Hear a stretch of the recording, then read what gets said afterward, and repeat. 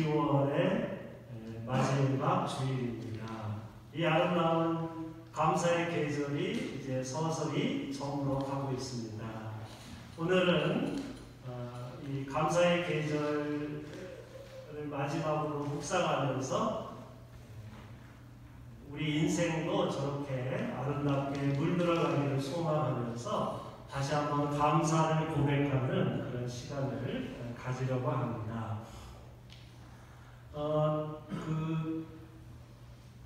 뇌성마비 시인인 김준엽이라는 시인이 쓴 내 인생의 가을이 오면이라는 시가 있습니다. 제가 스크린을 보시겠어요? 근데 저기에 윤동주라고 되어 있는데 저건 잘못된 거고요. 실제로는 그 뇌성마비 김준엽 시인이 쓴 시입니다. 저 앞부분이 생략되어 있는데 제가 한번 읽어드리겠습니다. 내 인생의 가을이 오면 나는 나에게 사람들을 사랑했느냐고 물을 것입니다. 그때 가벼운 마음으로 말할 수 있도록 나는 지금 많은 사람들을 사랑하겠습니다. 내 인생의 가을이 오면 나는 나에게 열심히 살았느냐고 물을 것입니다. 그때 자신있게 말할 수 있도록 나는 지금 맞이하고 있는 하루하루를 최선을 다하여 살겠습니다. 그 다음에 나오죠. 내 인생의 가을이 오면 나는 나에게 상처 준 일이 없었느냐고 물을 것입니다. 그때 자신있게 말할 수 있도록 사람들을 상처 주는 말과 행동을 하지 말아야 하겠습니다. 내 인생의 가을이 오면 나는 나에게 삶이 아름다웠느냐고 물을 것입니다. 그때 기쁘게 대답할 수 있도록 내 삶의 날들을 기쁨으로 아름답게 가꿔야겠습니다. 내 인생의 가을이 오면 나는 나에게 어떤 열매를 얼마만큼 맺었느냐고 물을 것입니다. 그때 나는 자랑스럽게 대답하기 위해 지금 나는 내 마음밭에 좋은 생각의 씨를 뿌려놓은 좋은 말과 행동의 열매를 부지런히 키워야겠습니다. 가을에 좋은 시가 많은데요. 뇌성마비 시인이 쓴 내 인생의 가을이 오면이라는 시가 참 우리들에게 많은 감동을 줍니다. 이 시인은 비록 몸은 부자연스럽지만 내 삶의, 내 인생의 열매가 가을이 쓸쓸하지 않도록 더 많이 사랑하고 그리고 후회하지 않도록 최선을 다해서 하루하루를 열심히 살고 그리고 내 인생이 아름답게 되도록 조심하고 그리고 마음밭에 좋은 생각의 씨를 뿌려서 좋은 말과 행동의 열매를 거두겠다고 그렇게 말했습니다. 우리의 시간은 제한되어 있습니다. 그렇기 때문에 우리의 짧은 인생이 아름답고 풍성한 가을 열매들처럼 내 삶도 그렇게 아름답게 풍성해지기를 바라고 있습니다.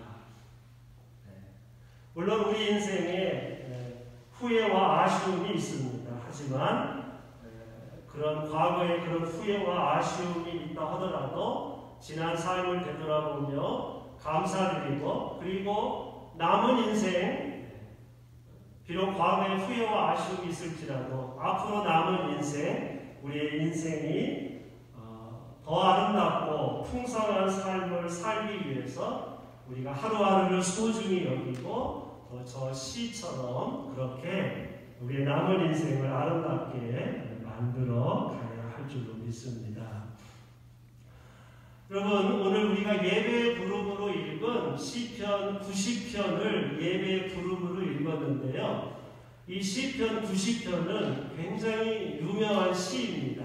시편에 150개의 시가 있는데 그 중에 모세가 쓴 시로 알려진 시가 유일하게 시편 190편입니다. 저기에 보면 저게 이제 모세의 시인데요. 저기에 보면 우리가 잘 아는 그런 시 내용들이 많이 나옵니다. 1절에 보면 주님은 대대로 우리의 거처이시다 이렇게 고백을 했지요. 우리의 거처, 우리가 돌아갈 고향, 우리의 안식처, dwelling place라고 그렇게 고백을 했습니다. 그리고 주님 앞에서는 이 세계가 생기기 전부터 영원부터 영원까지 살아계시다 그렇게 고백했고요. 주님 앞에서는 천년도 지나간 어제와 같고 밤의 한순간과도 같다 그렇게 고백을 했고요. 주님께서 생명을 거두어 가시면 인생은 한순간의 꿈일 뿐 아침에 돋아난 한 폭이 풀과 같이 사라져 갑니다. 그런 고백도 했고요. 우리가 많이 들어본 말씀, 우리의 연수가 70이요 강건하면 80이라도 그 연수의 자랑은 수고와 슬픔뿐이요 빠르게 지나가니 마치 날아가는 것과 같습니다. 이렇게 고백을 했는데요. 옛날 사람들은 보통 인간의 수명이 70세고 건강하면 80세다 아마 그렇게 생각했던 것 같아요.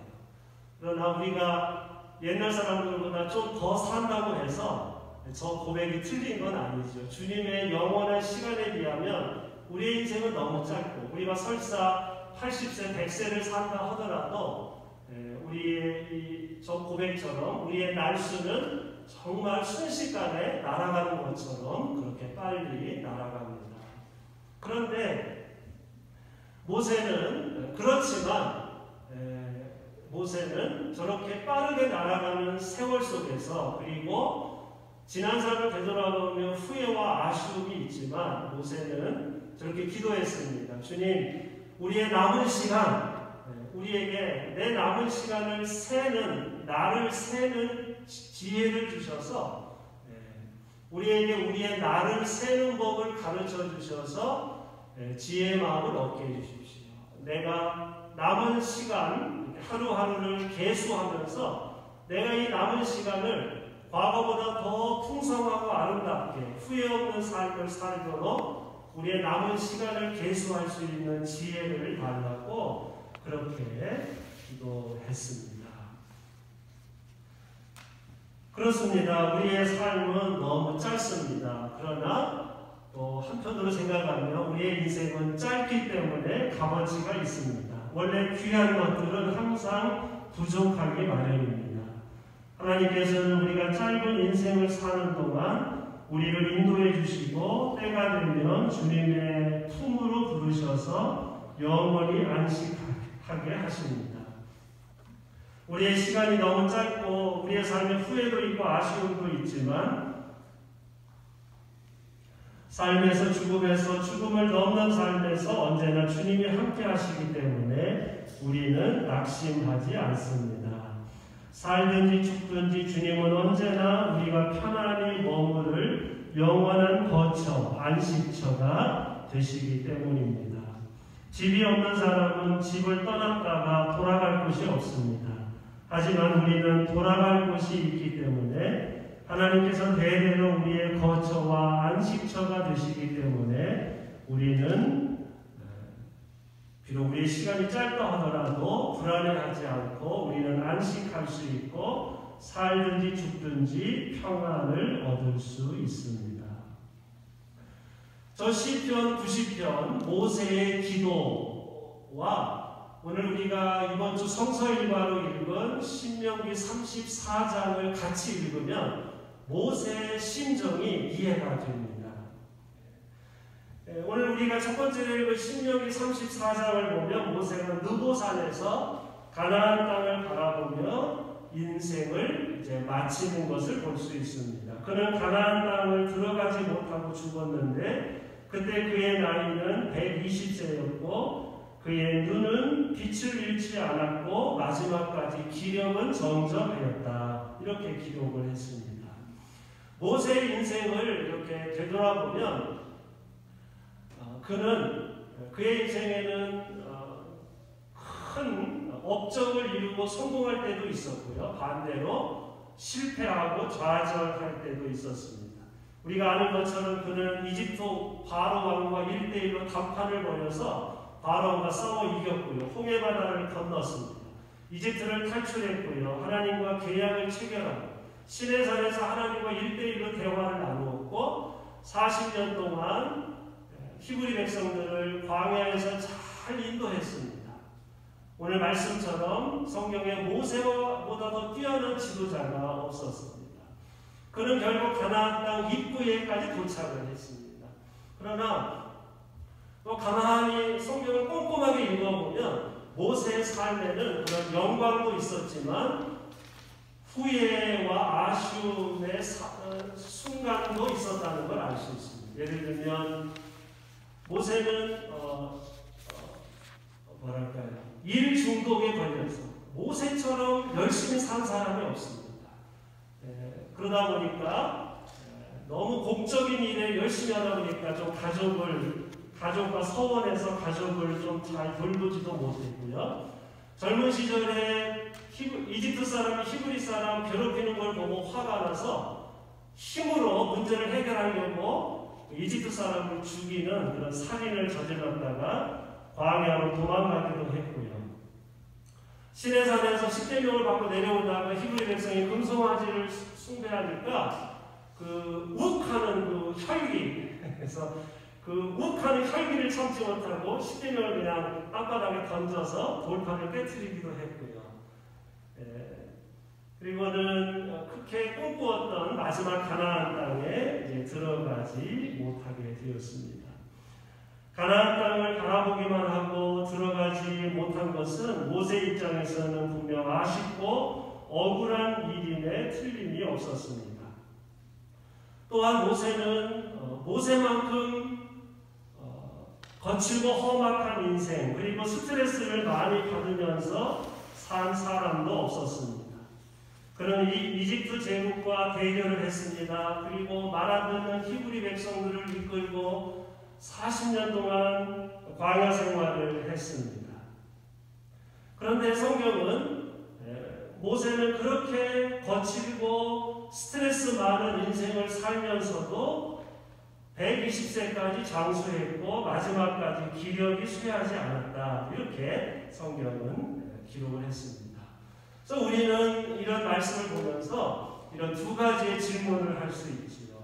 첫째, 평생의 목표였던 그리고 하나님으로부터 부름받아서 평생을 위해서 일했던 모세 입장에서 하나님께서 가나안 땅 바로 입구에서 자기를 부르시고 가나안 땅에 들어가지 못한다고 했을 때 모세는 얼마나 섭섭하고 억울했을까 그런 질문을 할 수 있고요. 둘째로는 모세는 그렇게 섭섭하고 때로 억울하고 그리고 스트레스 많은 그런 인생을 살면서도 어떻게 모세는 그 가운데서도 건강하게 그런 스트레스를 잘 견디면서 어떻게 그렇게 건강하게 장수할 수 있었을까? 이런 두 가지 질문을 우리가 하게 됩니다.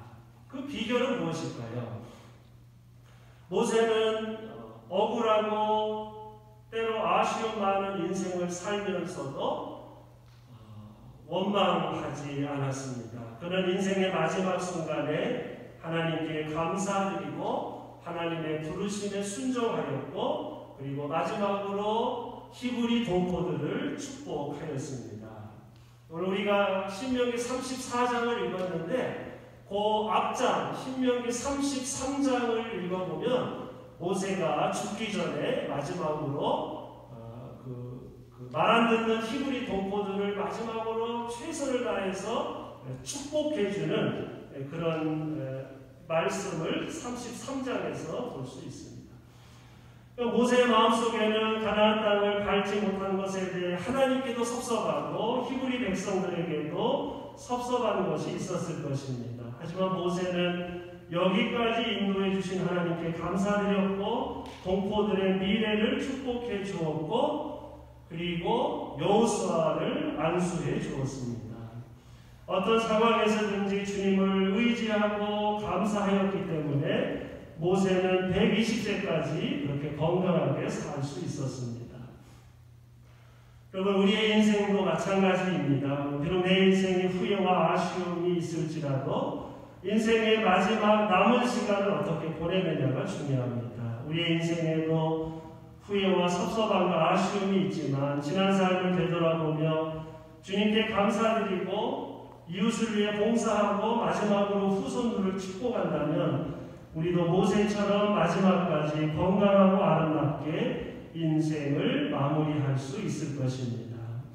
하나님께서 우리의 영원한 거처와 안식처가 되시니 우리가 주님이 우리를 언제 부르시든 우리는 불안해할 필요도 없고 아쉬워할 필요도 없습니다. 주님이 부르시는 그날까지 저 내성마비 시인의 고백처럼 내 남은 인생 아름답게 후회 없이 성실하게 내 남은 인생을 아름답게 열매 맺는 인생을 사는 것, 그것이 우리의 오직 남아있는 목표라 하겠습니다. 원하는 것을 다 얻을 수는 없습니다. 모세처럼 우리가 해야 할 것은 원하는 것을 다 얻지 못한다 하더라도 하나님이 부르시는 그날까지 항상 감사하고 후손들을 축복하는 것입니다. 모세는 그런 후회와 아쉬움 가운데서도 어떻게 남은 그의 인생 그렇게 건강하게 그리고 동포들의 존경을 받으면서 인생을 마칠 수가 있었을까요? 그 비결은 첫째는 감사요, 위로는 하나님께 감사드리고 아래로는 후손들을 축복하였기 때문에 모세는 아마도 그렇게 아름답게 인생을 건강하게 장수하며 마무리할 수 있었을 것입니다. 장수의 비결은 감사와 축복에 있다는 것을 우리가 알 수 있습니다. 그 다음에요, 오늘 우리가 두 번째로 읽은 데살로니가 전서 2장은 또 신약 성경에서 가장 신실하게 복음을 전했던 사도 바울의 편지인데요. 여러분, 저 데살로니가 전서 2장, 지난 주일에는 우리가 1장을 보았는데 저 2장을 한번 자세히 보십시오. 여러분이 아는 대로 우리는 어느 때든지 아첨하는 말을 한 일이 없고 구실을 꾸며서 탐욕을 부린 일도 없습니다. 우리는 또한 여러분에게서든 다른 사람에게서든 사람에게서든 영광을 구한 일이 없습니다. 우리는 그리스도의 사도로서 권위를 주장할 수도 있었습니다. 그러나 우리는 여러분 가운데서 마치 어머니가 자기 자녀를 돌보듯이 유순하게 처신하였습니다. 모세와 바울의 공통점이 있지요. 바울도 때로는 모함을 받기도 하고 자기가 교회를 세웠습니다. 그렇기 때문에 권위를 내세울 수도 있었고 대접을 요구할 수도 있었고 사람들에게서부터 영광과 칭찬을 받을 수도 충분한 자격이 되었는데 바울은 그런 것을 또 탐욕을 부릴 만도 했는데 그런 영광이나 대접이나 탐욕을 부리지 않고 오직 복음을 위해서 어머니가 자기 자녀들을 부드럽게 돌보듯이 바울은 초대교회를 그렇게 겸손하게 섬겼기 때문에 바울은 초대교회 교인으로부터 존경을 받을 수가 있었습니다. 사랑하는 형제 여러분, 오늘 이 두 가지의 말씀을 보면서 그리고 우리가 종교개혁 기념주의를 지키면서 우리들 모두가 모세와 바울처럼 오직 주님의 부르심을 받은 것만으로도 사람들의 영광을 받지 못하고 원하는 것을 얻지 못했다 하더라도 오직 주님께 쓰임받은 것 하나만으로도 주님께 감사드립니다. 그리고 모든 영광을 하나님께 돌려드리는 이 부름받은 자의 이 성실한 자세를 우리들이 다시 한번 기억하면서 우리가 모세처럼 바울처럼 우리의 남은 삶을 아름답게 맺어가는 우리들이 되어야 하겠습니다. 모세와 사도 바울 모두 하나님의 일을 하는데 성공할 때도 있었습니다. 그러나 사람들에게 모함을 받을 때도 있었고 실패할 때도 있었습니다. 두 사람 모두 많은 시련과 스트레스를 겪으면서 인생을 살았습니다. 하지만 그들은 언제 어디서든지 주님 앞에서 주님의 부르심에 순종하였고 항상 감사하였고 이웃을 축복하였기 때문에 마지막까지 아름다운 삶을 살 수 있었습니다. 우리들의 신앙도 그렇습니다. 원하는 것을 다 얻었기 때문이 아니라 아쉬움이 있지만 이미 많은 복을 받았기 때문에 주님께서 우리의 안식처이시기 때문에 우리는 감사할 수 있습니다. 주님께 부름받고 쓰임받은 것만으로도 우리는 주님께 감사할 뿐입니다. 사랑하는 여러분, 우리의 삶에 아쉬움이 있을지라도 지난 삶을 되돌아보며 겸손한 마음으로 감사드리고 그리고 후손들을 축복하며 아름답게 신앙의 열매를 맺으며 남은 인생을 살아가는 우리들 모두가 되어야 할 줄로 믿습니다. 기도하겠습니다. 하나님, 아름답게 열매 맺는 가을 잎들처럼 저희들의 삶도 아름답게 열매 맺기를 원합니다. 때로는 주님과 사람들 앞에서 인정받을 때도 있고 때로는 실패할 때도 있지만 그 모든 영광은 주님이 받으시고 우리는 단지 주님께 부름받고 쓰임받은 것 한 가지만으로도 감사하게 하옵소서. 원하는 것을 다 얻지 못했을지라도 아쉬움이 있을지라도 지난 삶을 되돌아보며 위로는 주님께 감사드리고 아래로는 후손들을 축복하며 남은 인생을 아름답게 살아가도록 인도하여 주옵소서. 예수 그리스도의 이름으로 기도하옵나이다.